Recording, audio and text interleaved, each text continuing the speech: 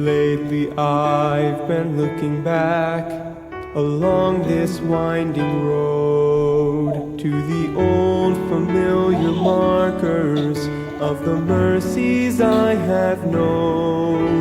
I know it may sound simple, but it's more than a cliche. There's no better way to tell you than to say God's been good in my life. I feel blessed beyond my wildest dreams when I go to sleep each night. Though I've had my share of hard times, I wouldn't change them if I could, 'cause through it all, God's been good.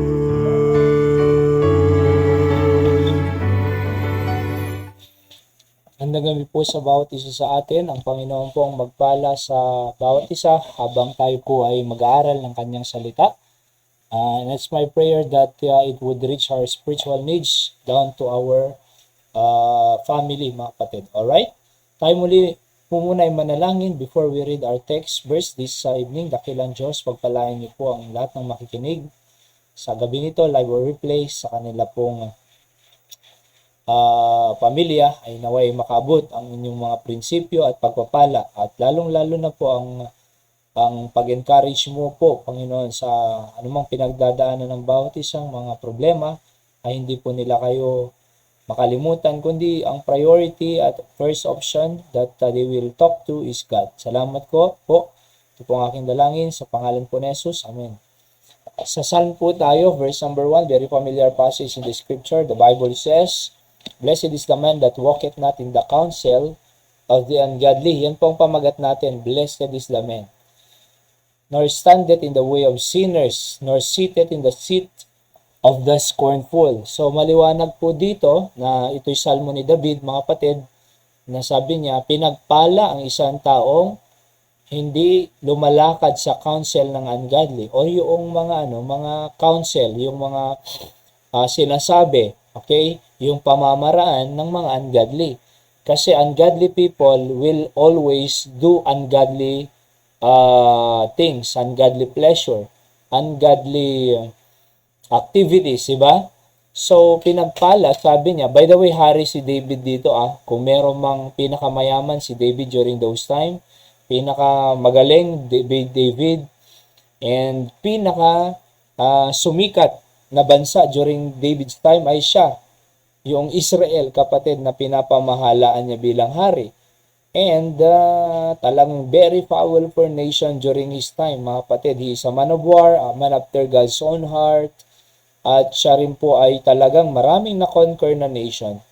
Mayaman kung sa mayaman. Pero ang sabi niya, pinagpala ang isang tao na hindi lumalakad, walketh not in the counsel of the ungodly. Alright? Nor standeth in the way of sinners, nakatayo sa daanan ng mga masasama. Nor seated in the seat of the scornful, yung mga nagre-reject sa Diyos. So, makikita nyo dyan na pinagpala ito kung hindi ganyang ang lifestyle niya, di ba? Verse 2, "Pero, but his delight," sabi dito, ang katuwaan niya, ang kasiyahan niya, ang delight niya, yung pleasure niya, is in the law of the Lord. Yung Biblia, kapatid. "And in his law, that he meditate day and night."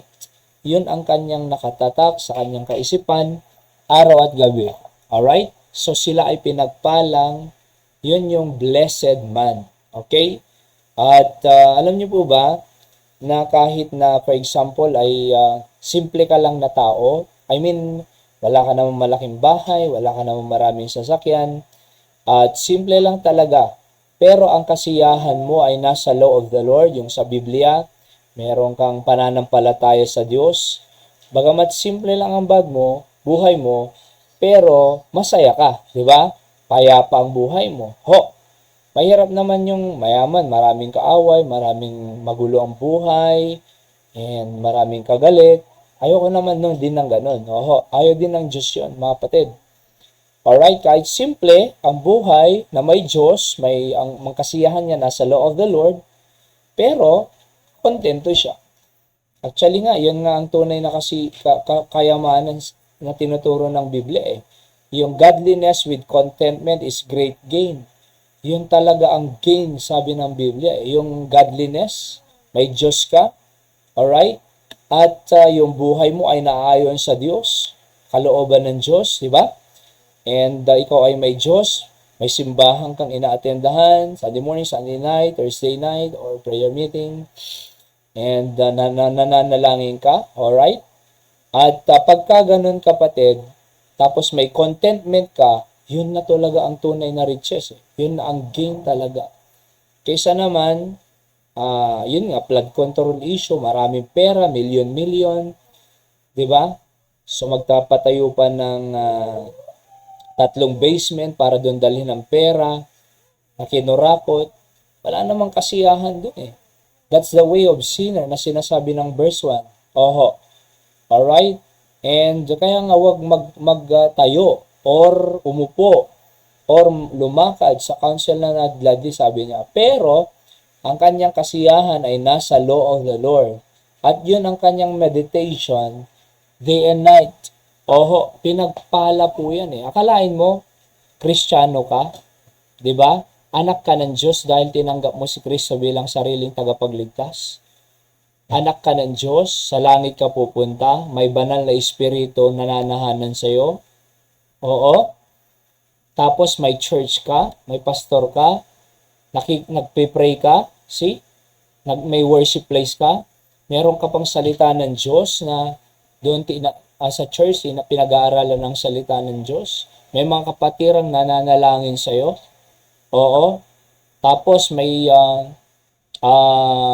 meron ka pang contentment, may magandang kaisipan ka, may magandang puso ka.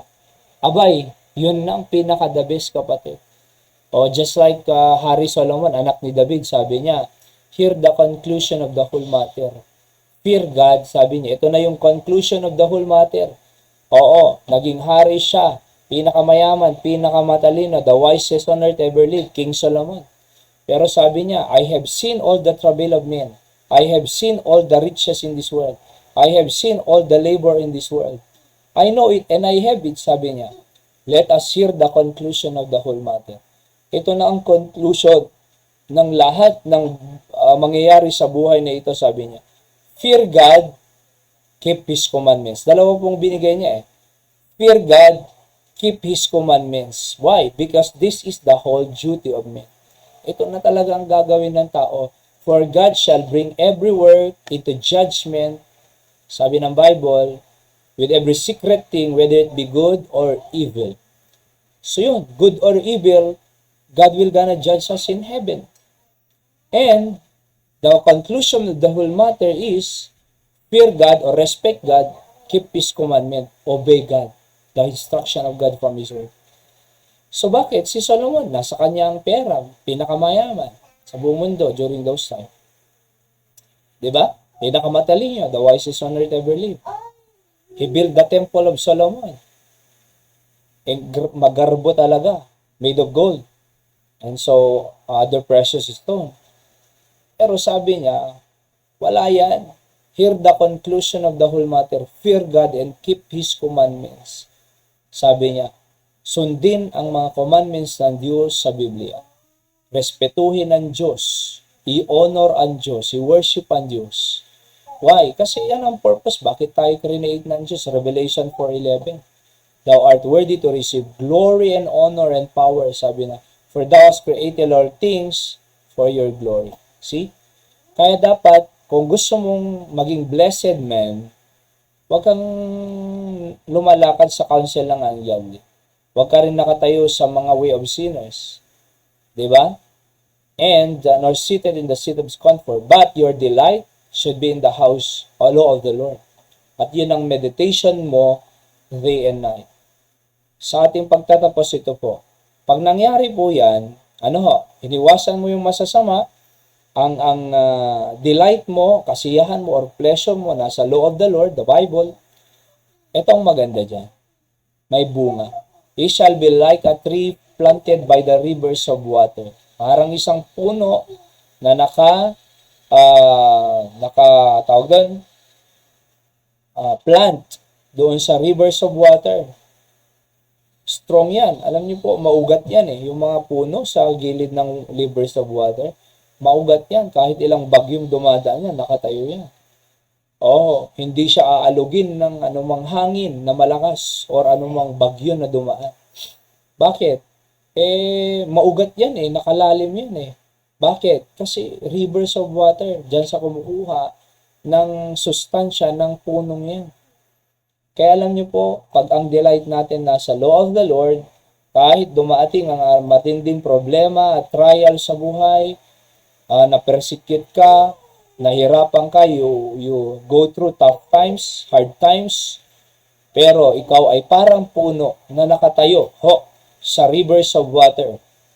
At hindi lang yon, ang maganda pa, that bringeth forth fruit in his season, sabi ng Biblia. And his leaf also shall not wither, talagang madahon yan. And whatsoever she doeth shall prosper. Akalain mo napakagandang maging blessed man na nagdi-delight sa law of God. May fruit siya, bringeth forth fruit. Anong kwenta ng puno? Walang prutas. Diba? Sinumpangan ng Panginoon yung fig tree kasi walang bunga. Alright? So, pero pag delight natin is in the law of the Lord, may bunga. Akalain mo, at alam mo yung bunga, hindi lang ikaw ang kakain na nagtanim eh. Pakikinabangan ng asawa mo at mga anak, pamilya mo yan, mga relatives. Katulad ng mangga na napakabunga, talagang hindi mo naman mauubos eh. Talagang i-share mo sa iba. Akalain mo, magiging pagpapala ka sa iba. See? Hindi ka nila makakalimutan. They are forever grateful to you because you bring forth fruit in his season. Alright? And his sleep shall not wither, and whatsoever he doeth shall flourish. Akalain mo yan? Ano man ang gagawin mo, magtatagumpay ka, prosper. Kaya nga yung Merry Christmas and a Prosperous New Year, kung wala naman sa salita ng Diyos, ang batayan ng pamumuhay niya, walang Prosperous New Year. Sapagkat ang Prosperous New Year lang po natin ay nasa salita ng Diyos. Ang Diyos ang magkakaloob. Pero kung ikaw ay hindi lumalakad sa mga counsel ng ungodly, way of sinner, tapos yung delight mo nasa law of the Lord, siguradong mag-prosper ka at mamumuha ka. Magiging blessing ka sa pamilya mo at ibang tao. Di ba? Proud sila sa iyo. Gustong-gusto ka nila. Bakit? Nagiging pagpapala ka sa kanila eh. Okay? So, be a blessed man. Let's pray. Dakilang Diyos, salamat sa inyong salita. Pagpalain niyo sa aming buhay ang lahat ng ito at naway maging manatili sa aming pamilya. O Diyos, ang mga prinsipyong ito, Panginoon, sa aming pamilya at may isa buhay po namin. Naway maging blessing po kami, maging mabunga for you, O God, for your ministry, for your glory, and for our family as well. Kaya manatili nawa ang mga bagay na ito that we could not walk in the ungodly ways of sinners, ways of scornful, but it should be our delight is in the law of the Lord. Maging masunurin lang po kami sa inyo, Panginoon, mag-worship kami, maging faithful sa church life namin, Sunday morning, Sunday night, prayer meeting, mag-soul winning, mag-evangelize, mag-invite ng tao sa church during services, at mag-disciple, Panginoon, sapagkat yan po ang gusto niyo sa amin. Pinupuri ka na at pinapasalamatan sa inyong salita. Thank you for your goodness to us. Ito po ang aking dalangin sa pangalan ng Panginoong Jesus. Bless rin po lahat ng nakikinig sa po ng kanilang pamilya sa pangalan po ni Jesus. Amen. Muli sa lahat po ng nakikinig, God bless you po. Ang Diyos magpala sa inyo. Maraming nakikinig po dyan sa Ilocos Norte, Ilocos Sur, dyan sa Pangasinan, dyan din sa Saudi, and sa Singapore, sa Asia at sa Amerika. Ang Diyos pong magpala sa inyo mga kapatid. And see you on the next episode of our Daily Words of Encouragement. Magandang gabi, Kuya Mark Silak, dyan sa Batak. Pastor Alex Dagman, we are praying for you, Pastor, as our guest speaker for the upcoming Love Month Fellowship and Banquet on February 15, 2 p.m. Calvary Baptist Church, San Nicolas. So muli, God bless you po. Thank you sa pakikinig and see you on the next episode of our Daily Words of Encouragement. Good night po. God bless you all. I love you.